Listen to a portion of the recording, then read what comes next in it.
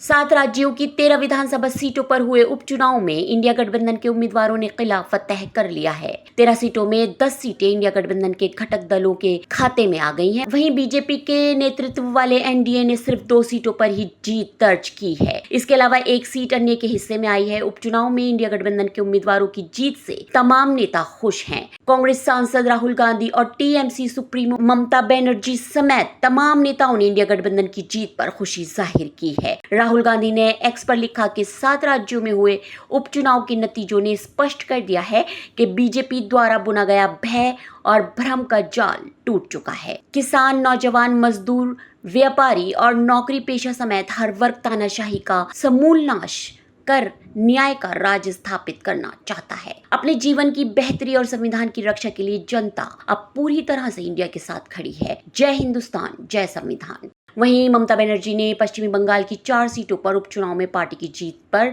खुशी जाहिर की है। उन्होंने कहा कि कई साजिशें हुई, एक तरफ एजेंसी, दूसरी तरफ बीजेपी, सभी लोग इस तरह की तानाशाही रोकना चाहते हैं। इसका पूरा श्रेय आम आदमी को जाता है। पश्चिमी बंगाल की सीएम ने कहा कि इस जीत के साथ सामाजिक जिम्मेदारी बड़ी है, हमें लोगों के पक्ष में और अधिक खड़े होने की जरूरत है। दूसरी तरफ डीएमके अध्यक्ष और तमिलनाडु के मुख्यमंत्री एमके स्टालिन ने भी राष्ट्रीय स्तर पर इंडिया गठबंधन की जीत की ओर इशारा करते हुए कहा कि बीजेपी को अपनी हार से सबक सीखना चाहिए। स्टालिन ने कहा कि बीजेपी को ये समझना चाहिए कि क्षेत्रीय भावनाओं का सम्मान किए बगैर वो सरकार और पार्टी नहीं चला सकती। उन्होंने इस जीत को एक बड़ी उपलब्धि बताया और कहा कि ये चुनावी जीत पार्टी के इतिहास में सुनहरे अक्षरों में दर्ज होनी चाहिए। उन्होंने कहा कि हम अपनी उपलब्धियां और विजय के पथ पर आगे बढ़ रहे हैं, हम लोगों के साथ हैं और लोग हमारे साथ हैं।